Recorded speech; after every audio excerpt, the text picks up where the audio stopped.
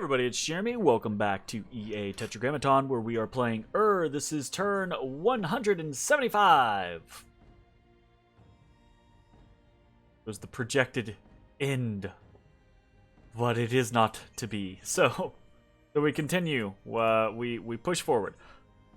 Same as usual, we are going to just go over kind of in parts what has happened this turn. So first up, we had one assassination style attack, and that was a arrow striking Crystal Sorceress 92, but Crystal Sorceress 92 survived.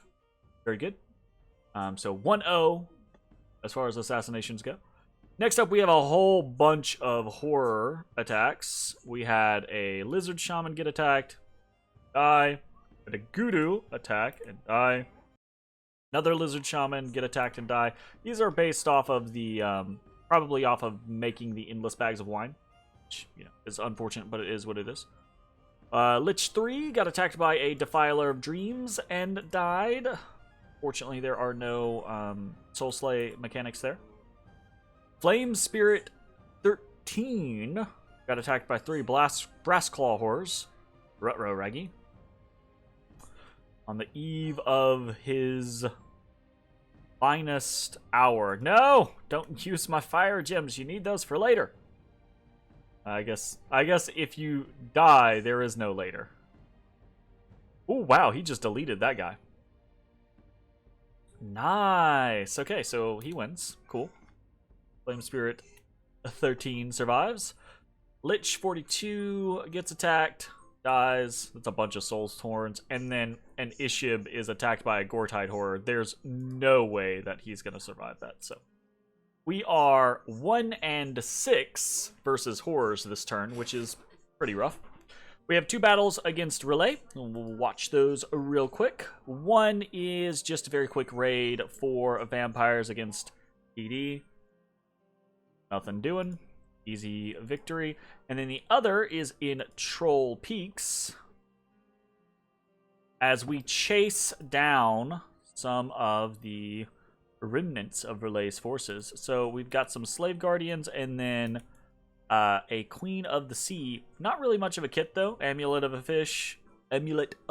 Fish for breathing, and then a Ring of Regeneration. So really not a lot here.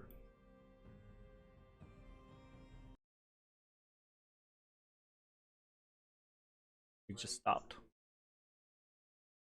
Wonder why. Stop. What you doing? Music? I don't know. Alright. There we go. It's back. So we are... Oh, apparently we're doing a lot of imp casting? Oh, what's up with that? But this is a pretty simple victory. This Queen of the Sea is not kitted out for anything, doesn't have any real backup, so easy win there. Dead Queen. Very nice. Okay, so that is 2-0 versus Lanka this turn, and then we have a bunch of battles with Lanka. Or 2-0, that was 2-0 versus Relay. Now we have a bunch of battles versus Lanka. So we got attacked in Wood of Many Paths. These are magic phase attacks. Attacked in Wood of Many Paths. And as per normal, we've got the golems. And both of these golems are Soul Slay penetration golems. Easy peasy. And they're up against Vampire, a Lich, and that's pretty much it. So this is going to be a little rough. They have deleted the... Ooh. They deleted the PD with Soul Slays. They got the Vampire.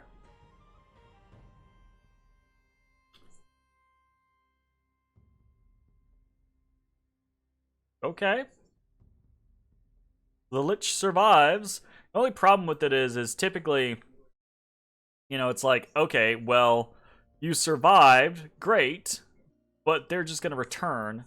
And now... now we've just lost a vampire, so, you know, congratulations on your survival, but, so we've got a, this guy over here actually has petrification, from the Aegis here, so is a chance to petrify any attacker. And this is very interesting. Because what this means is he is petrifying most of the undead before it can attack him.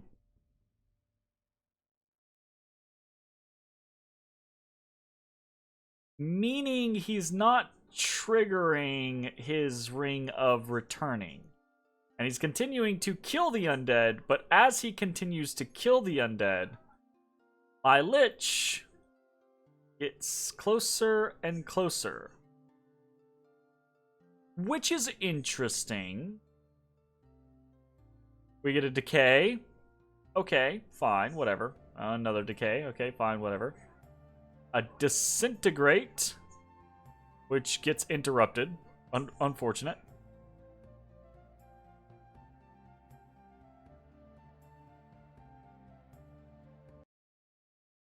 What is going on with my... Oh! Oh! And there, it happened. We disintegrated him. Get the bug. Yeah, so that was cool. A very, very kind of weird situation. It just goes to show you how influential certain items can be, and how detrimental they can be, right? So, that guy, there's almost no chance of us ever actually killing him, excepting in this particular situation, because he's petrifying all the people around him, meaning he doesn't proc his Ring of Returning. So that was actually pretty interesting. That's the only way we probably ever would have gotten that disintegrate off. So that's pretty neat. So we win in Wood of Many Paths. We always win these battles against the golems, so there's no real surprise there.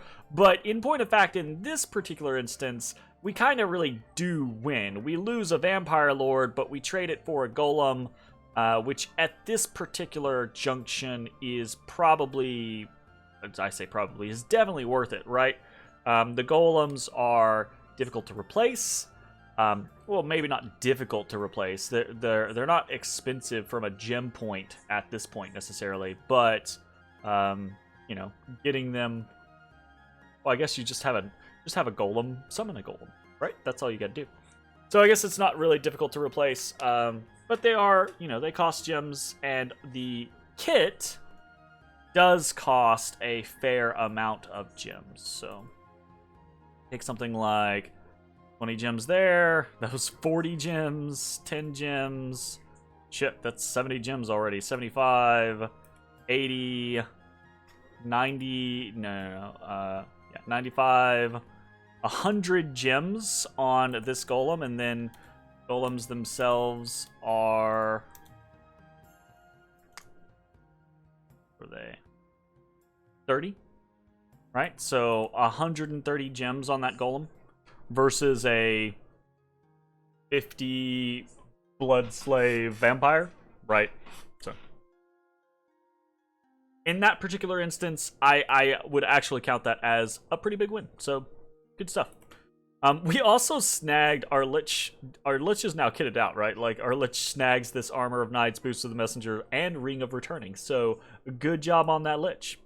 We also get another Golem attack in Sink... I think this is Golem attack. Yeah, we get another Golem attack in Sinkhole Swamp. This is, of course, the Horror Harmonica Golem. The best Golem. And, yeah, he's up against kind of cobbled together pieces from the retreat on... the Wold. Crystal Sorceress already routing. We got... Oh, is that a Gore-Tide Horror? Oof, that's no bueno. So he gets...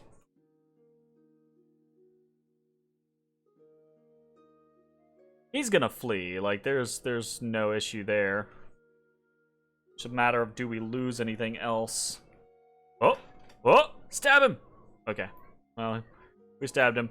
Looks like the only thing that actually came out was this Gore-Tide Horror.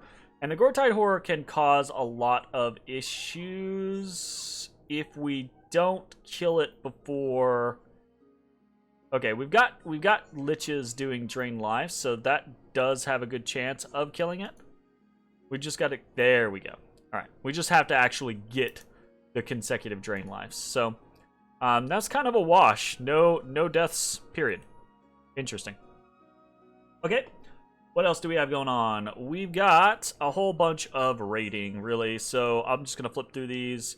We win in World Pillar, win in Carry On, win in Cracked Earth. We already saw that, or this is the relay fight. We lost White Forest. We attacked in Dew Forest and won. Just a bunch of liches and vampires against a stack of undead, nothing big. We got hit in Wood of Many Paths by a crap ton of vampire lords, so gotta keep that in mind. We hit in Fever Fens and won. Oh, no, we got hit in Fever Fens and lost. Got hit in Delufe and lost. Hit in Coast Haven and won. Hit in Gibernia against another stack of undead. I'm trying to pick apart these little stacks of undead here or there. Like, he's got so many of them, but losing a stack of 80 is not the end of the world by any stretch of the imagination. But if I do this enough, right? Like, it takes time to generate them, move them around, etc., etc. So it is a pressure point, and it costs me effectively nothing. Well, it depends on the counterattacks, right? We do the same thing in Urfel, win there. We get hit in Bell and lose. We get hit in we attacked into Tyrannia, but we lose. So this is probably the big fight of the turn. Yeah. So let's watch this. So we attacked into Tyrannia to try to push him off, but he in turn brought more forces in, including a Mandeha, which is kitted out, fair enough, a Golem, which is Soul Slay ready, a bunch of Rakshasa warriors, so that's pretty cool, a bunch of liches, some storm demons, so this is a pretty formidable army, and really all I have is a bunch of vamps and a bunch of thralls. So that is not gonna, it's just not gonna cut it, right? We can watch.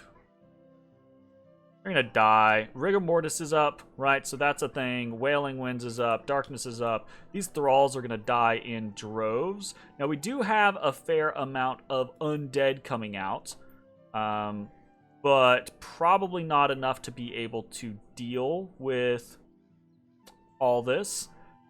If we hadn't routed, which we routed pretty early, but if we had not routed, then it's a possibility that we would have been able to maybe like do it. But I think we were just outnumbered here.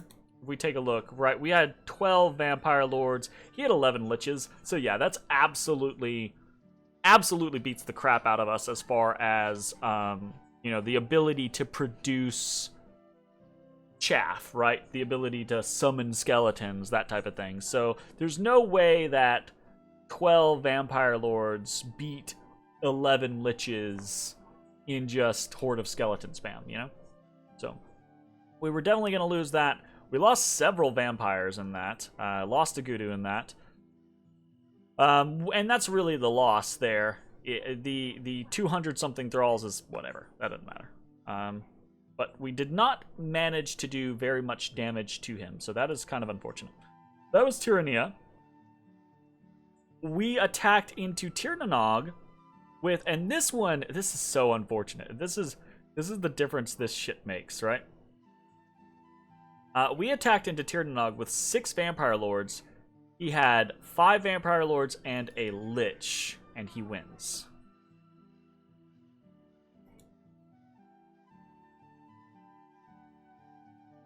We've got the skeletons coming on out, right? Bunch of raised dead coming out afterwards, of course. And it's very comparable, but Long Dead are better than Solus by a fair margin. So we just get beat. Unfortunate. I might have to restart my computer after this recording. No idea why my Spotify is just stopping and starting like that. So anyways, we lose there. That's unfortunate, but we lose. We attack into Troll Peaks. We've seen this. We attack into Operi. We win there. We attack, or are attacked, in Sinkhole Swamp. And we lose. And this one, I think actually... So I watched this one a couple times, and I was like, I don't know about this. This is bullshit. Because this time around, we kind of like flip it, right? We have 6 Liches... and we're up against 6 Vampire Lords, but we are the ones who lose. So, let's watch. There is a little line of Thralls. We got just a bunch of Liches, is what it is. I'm trying to remember if the Thralls just, like, came around on the sides. I can't remember. Or if it's... You know, I think in this particular instance, it's actually the... It's probably just the scripting that I have going on. Because rather than having... Yeah, it absolutely is. Rather than being a script of... Summon Horde of Skeletons 5 times, right? I have most of my units on a Horde of Skeletons, then advance and cast spells. Because I want to take the opportunity to try to occasionally disintegrate or drain life things, right? But in this particular instance... had all of my Liches just continuously summoned skeletons, we would have won. Right, so this is something that I'm going to have to be cognizant of in my scripting as I'm rolling around taking some of these fights. Again, though, these are Liches. They're all going to come right back. It's whatever. That was Sinkhole Swamp. We're in Shambolic. We win against a small force there.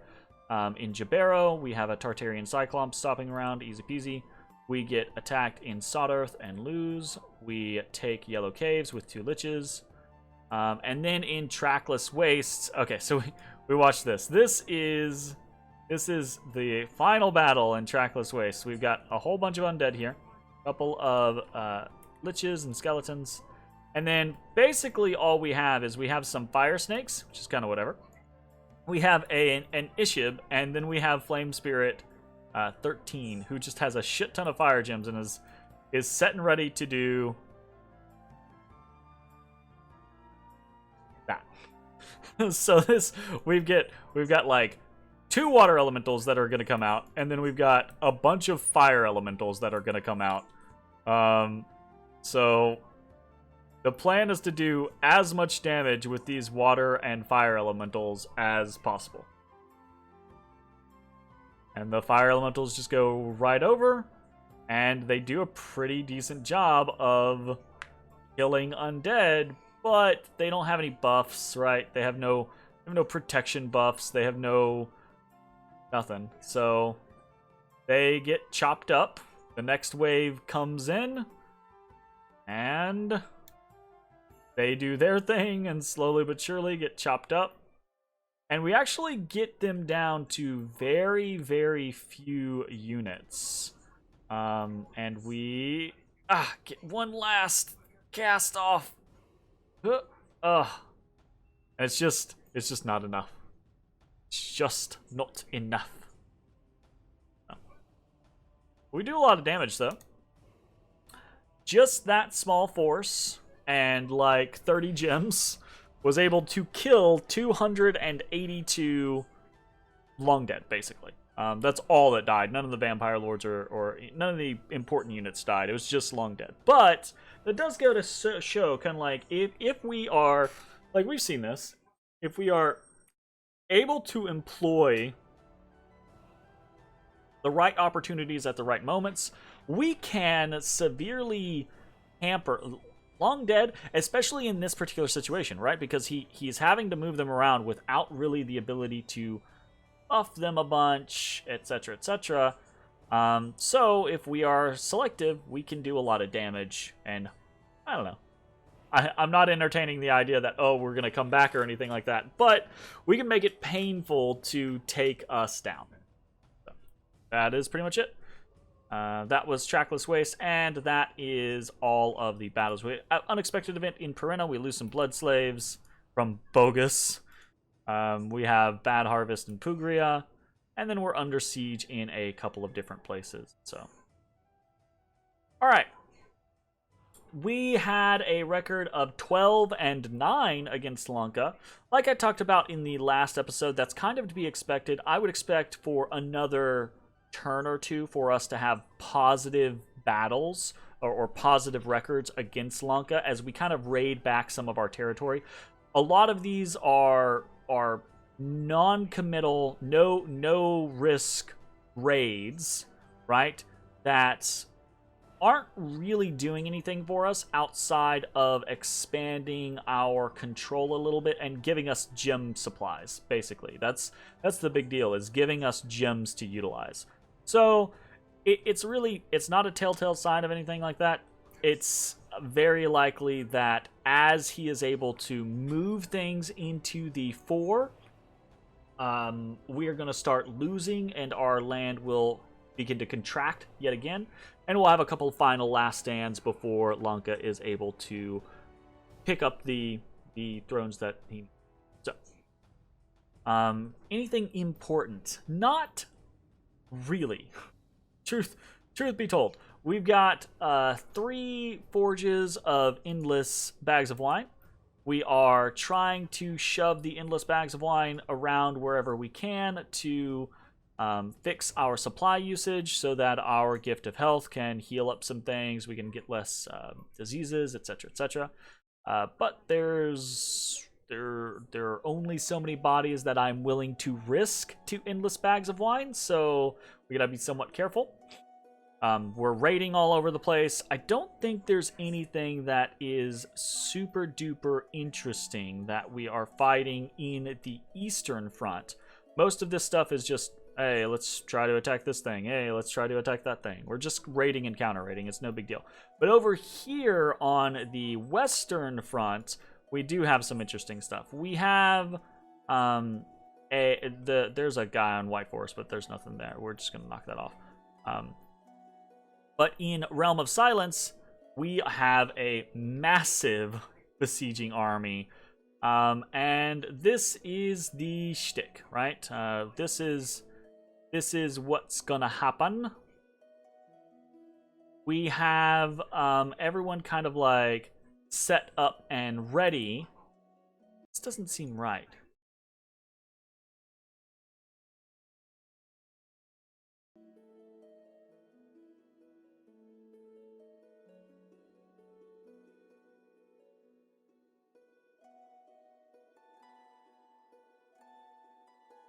I might be misremembering turns here, but I really remember. So we have, you know, most of the things that we would normally do, we have access to here. Most of them. We don't have any of our big air stuff because we don't really have any more Oogaloos over here. So we're not going to be able to have things like Fog Warriors or shit like that. But most of the rest of the stuff we have, right? We have our Army of Lead, we have our Gaia's Blessing, we have our Mass Regeneration, all that stuff.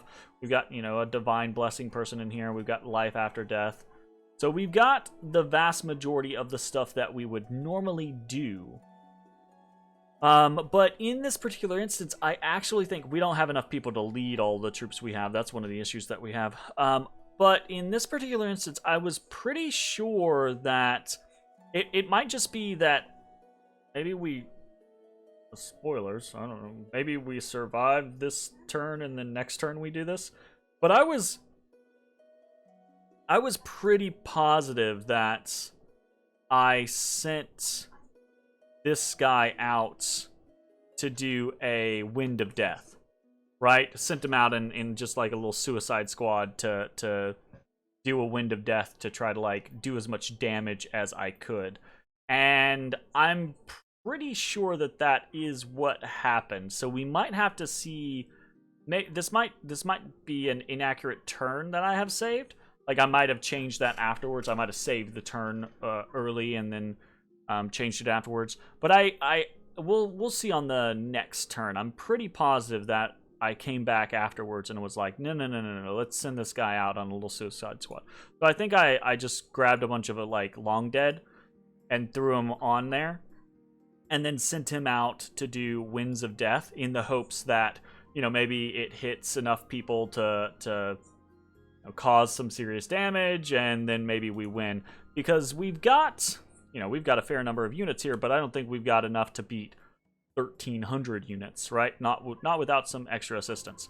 So aside from that, which I think is a slight difference from what's represented here, we are sending people over towards to try to help. So we're sending a bunch of people over towards Resting Heights, Getia, wrong button, and Sitha, all with the intent of being able to reinforce next turn. But there might not be a next turn for Realm of Silence, so it is what it is. And if we do lose, right, this is the beginning of the fall, right? I think we covered this already, but he really only needs 2 thrones from me, but he needs one of them to be one of my tier 3 thrones. So, and this is one of those. This is the Throne of the Sun, which is a tier 3, I believe. All right, I think that's probably going to be it for the turn. Everything else is just raiding, counter raiding.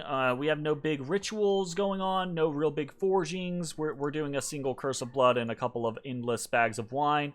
I have some ideas on what I want to try to do moving forward, but I'm not sure that we're going to be able to get to it, especially not if we lose Realm of Silence.